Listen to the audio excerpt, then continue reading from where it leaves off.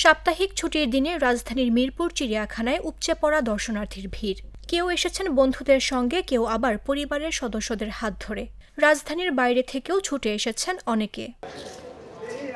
দর্শনার্থীরা ঘুরে ঘুরে দেখছেন হরেক রকমের প্রাণী আর পাখি। ছুটির দিনটিকে রঙিন করে তুলতে চিড়িয়াখানার খাঁচার সামনে দাঁড়িয়ে এভাবেই আনন্দের সময় কাটাচ্ছেন দর্শনার্থীরা।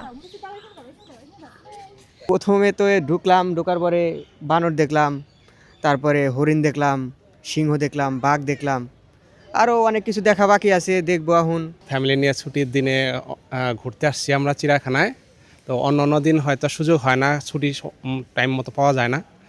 তো সবাই বাচ্চা নিয়ে আসছি। এখন তো টাইগার দেখছি, কুমির, তারপরে পাখি, বানর। তো আগের মতো নাই চিড়িয়াখানা, কারণ বাঘ অনেক দুর্বল হয়ে গেছে। মানে সব প্রাণীগুলো একদম মনমরা, যদি খাদ্য না পায় তারা সুস্থ থাকবে কেমনে। কেউ এসেছেন বন্ধুমহল নিয়ে, কেউ বা পরিবার পরিজন। বিভিন্ন প্রজাতির প্রাণীর সামনে দাঁড়িয়ে ছবি তোলা আর প্রাণীর গতিবিধি দেখায় মগ্ন ছোট বড় সকলেই। আল্লাহ পাক রব্বুল আলামিন কোরআনে পাকে বলেছেন যে তোমরা দুনিয়াতে ভ্রমণ করো এবং দেখো, দুনিয়াটি উপভোগ করো। সেই জন্য আসলাম যে আল্লাহ তাআলার সৃষ্টি কত সুন্দর, পাখি, পশু পাখি, প্রাকৃতিক জিনিস উপভোগ করার জন্য এখানে আসা। অবশ্যই বন্ধ, এজন্য ছেলেকে মেয়েকে নিয়ে আসলাম ঘুরতে। আসলে জিনিসগুলো যে সুন্দরবনে হরিণ, বিভিন্ন পাখি, জীবজন্তু দিকে খুবই মুগ্ধ আর কি।